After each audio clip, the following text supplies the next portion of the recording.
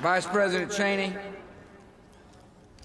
Mr. Chief Justice, President Carter, President Bush, President Clinton, members of the United States Congress, Reverend clergy, distinguished guests, fellow citizens.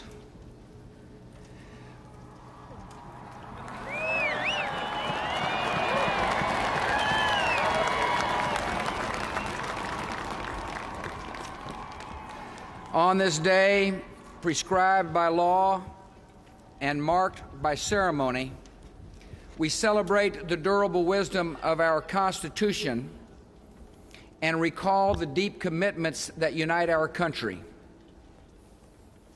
I am grateful for the honor of this hour, mindful of the consequential times in which we live, and determined to fulfill the oath that I have sworn and you have witnessed.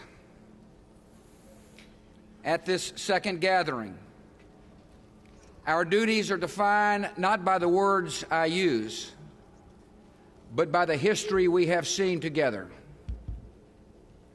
For a half a century, America defended our own freedom by standing watch on distant borders. After the shipwreck of communism came years of relative quiet, years of repose, years of sabbatical. And then there came a day of fire. We have seen our vulnerability, and we have seen its deepest source.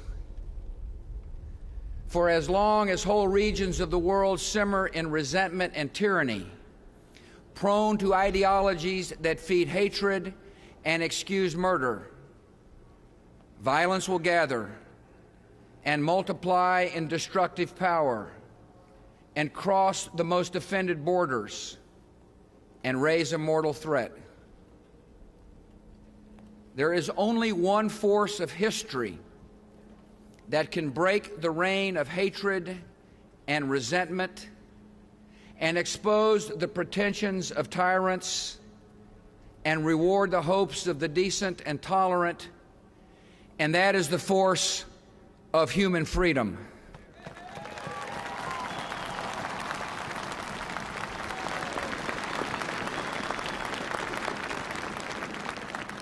We are led by events and common sense to one conclusion: the survival of liberty in our land increasingly depends on the success of liberty in other lands.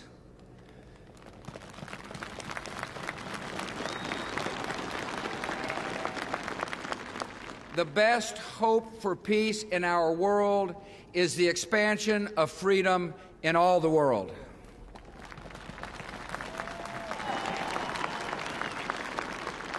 America's vital interests and our deepest beliefs are now one. From the day of our founding, we have proclaimed that every man and woman on this earth has rights and dignity and matchless value because they bear the image of the Maker of heaven and earth.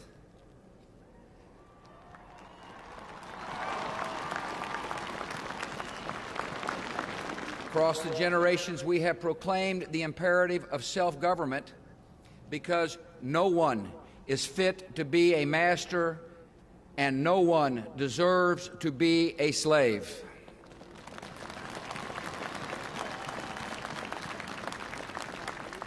Advancing these ideals is the mission that created our nation. It is the honorable achievement of our fathers. Now it is the urgent requirement of our nation's security and the calling of our time. So it is the policy of the United States to seek and support the growth of democratic movements and institutions in every nation and culture with the ultimate goal of ending tyranny in our world.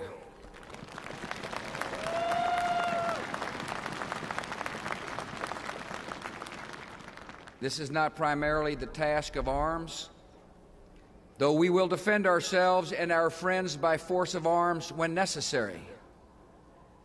Freedom, by its nature, must be chosen and defended by citizens and sustained by the rule of law and the protection of minorities.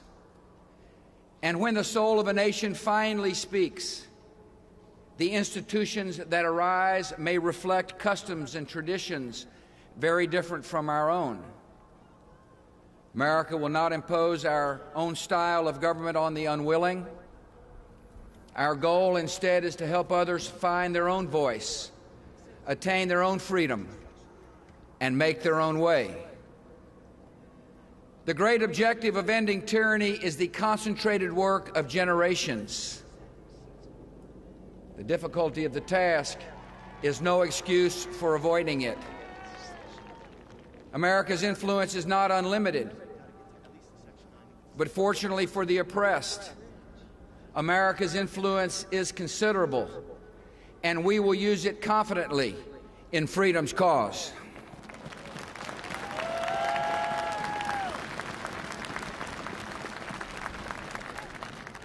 My most solemn duty is to protect this nation and its people from further attacks and emerging threats. Some have unwisely chosen to test America's resolve and have found it firm.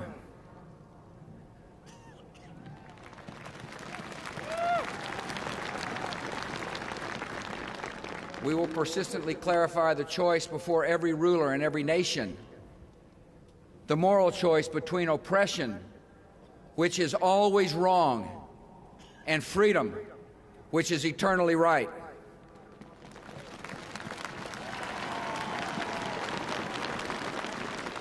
America will not pretend that jailed dissidents prefer their chains, or that women welcome humiliation and servitude, or that any human being aspires to live at the mercy of bullies.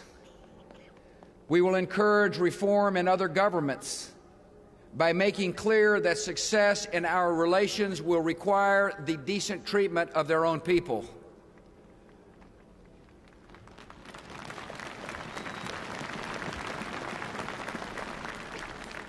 America's belief in human dignity will guide our policies. Yet rights must be more than the grudging concessions of dictators. They are secured by free dissent and the participation of the governed. In the long run, there is no justice without freedom, and there can be no human rights without human liberty.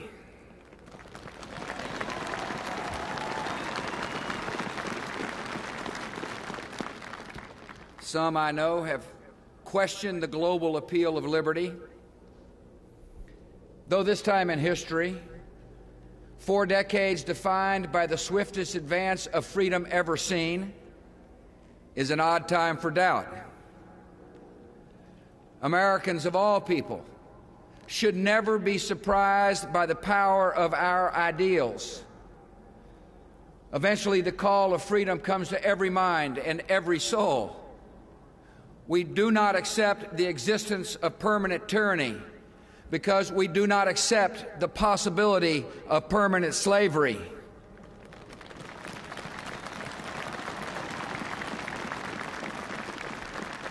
Liberty will come to those who love it. Today, America speaks anew to the peoples of the world. All who live in tyranny and hopelessness can know the United States will not ignore your oppression or excuse your oppressors. When you stand for your liberty, we will stand with you.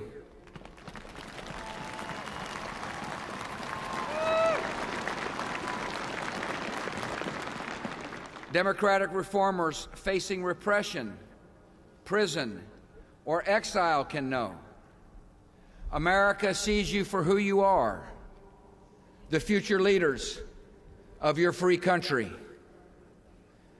The rulers of outlaw regimes can know that we still believe, as Abraham Lincoln did, those who deny freedom to others deserve it not for themselves, and under the rule of a just God cannot long retain it.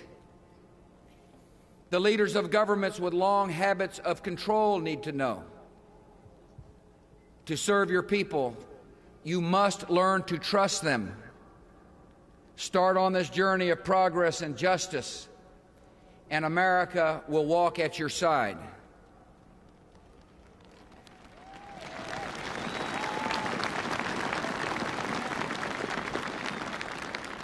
And all the allies of the United States can know. We honor your friendship, we rely on your counsel, and we depend on your help. Division among free nations is a primary goal of freedom's enemies. The concerted effort of free nations to promote democracy is a prelude to our enemies' defeat. Today, I also speak anew to my fellow citizens. From all of you, I have asked patience in the hard task of securing America, which you have granted in good measure. Our country has accepted obligations that are difficult to fulfill and would be dishonorable to abandon. Yet because we have acted in the great liberating tradition of this nation, tens of millions have achieved their freedom.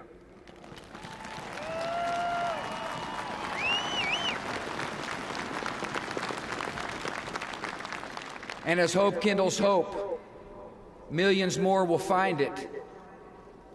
By our efforts, we have lit a fire as well, a fire in the minds of men. It warms those who feel its power. It burns those who fight its progress.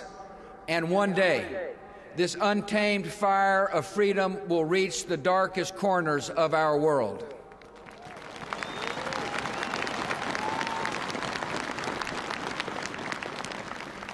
Few Americans have accepted the hardest duties in this cause. In the quiet work of intelligence and diplomacy, the idealistic work of helping raise up free governments, the dangerous and necessary work of fighting our enemies. Some have shown their devotion to our country in deaths that honored their whole lives, and we will always honor their names and their sacrifice.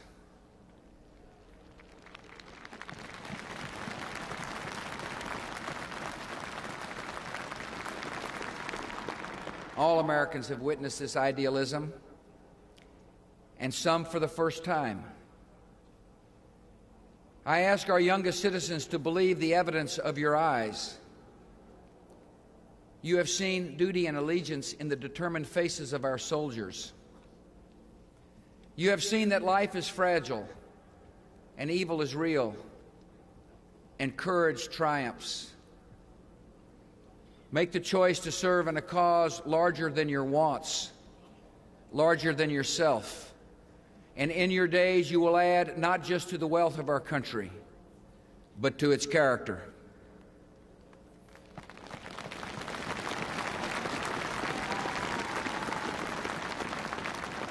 America has need of idealism and courage because we have essential work at home, the unfinished work of American freedom. In a world moving toward liberty, we are determined to show the meaning and promise of liberty. In America's ideal of freedom, citizens find the dignity and security of economic independence instead of laboring on the edge of subsistence. This is the broader definition of liberty that motivated the Homestead Act, the Social Security Act, and the GI Bill of Rights. And now we will extend this vision by reforming great institutions to serve the needs of our time, to give every American a stake in the promise and future of our country. We will bring the highest standards to our schools and build an ownership society.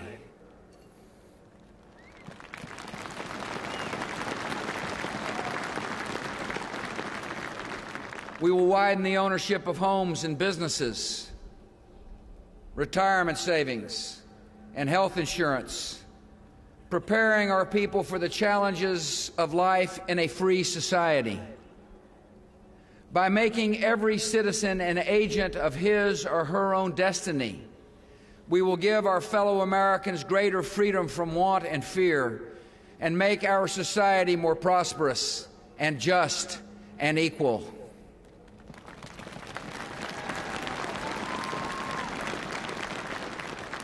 In America's ideal of freedom, the public interest depends on private character, on integrity, and tolerance toward others, and the rule of conscience in our own lives. Self-government relies, in the end, on the governing of the self. That edifice of character is built in families, supported by communities with standards, and sustained in our national life by the truths of Sinai, the Sermon on the Mount, the words of the Quran, and the varied faiths of our people. Americans move forward in every generation by reaffirming all that is good and true that came before, ideals of justice and conduct that are the same yesterday, today, and forever.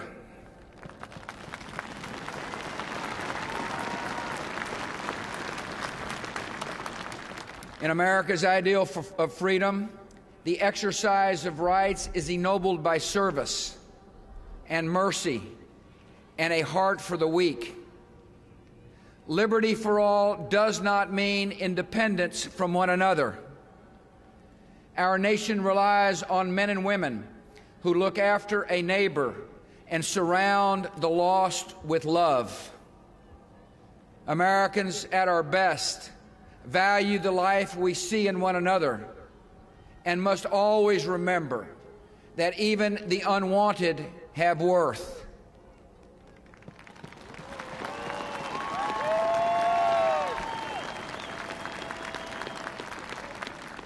And our country must abandon all the habits of racism, because we cannot carry the message of freedom and the baggage of bigotry at the same time.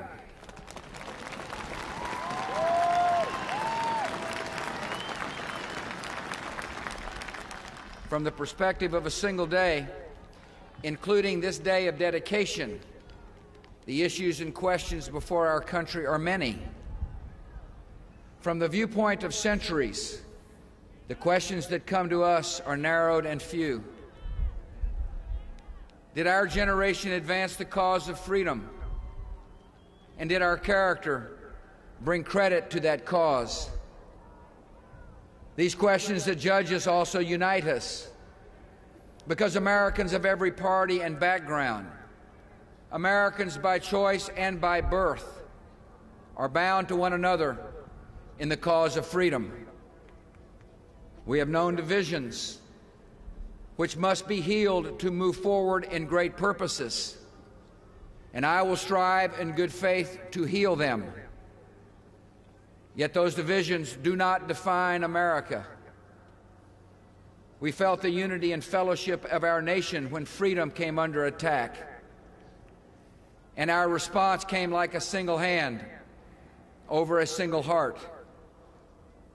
And we can feel that same unity and pride whenever America acts for good, and the victims of disaster are given hope, and the unjust encounter justice, and the captives are set free.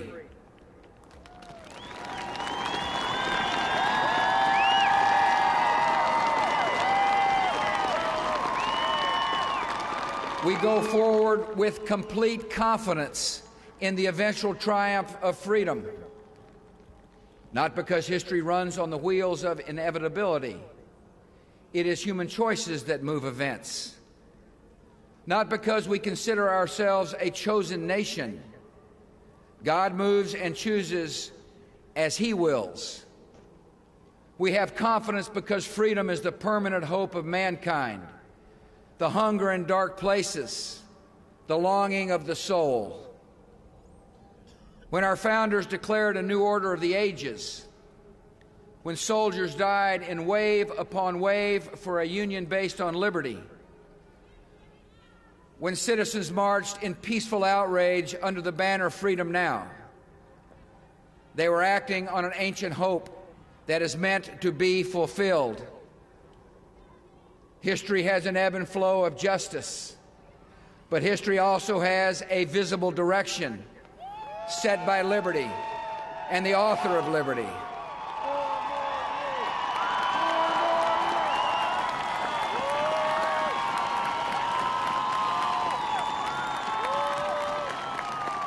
When the Declaration of Independence was first read in public and the Liberty Bell was sounded in celebration, a witness said it rang as if it meant something. In our time, it means something still. America in this young century proclaims liberty throughout all the world and to all the inhabitants thereof. Renewed in our strength, tested but not weary, we are ready for the greatest achievements in the history of freedom.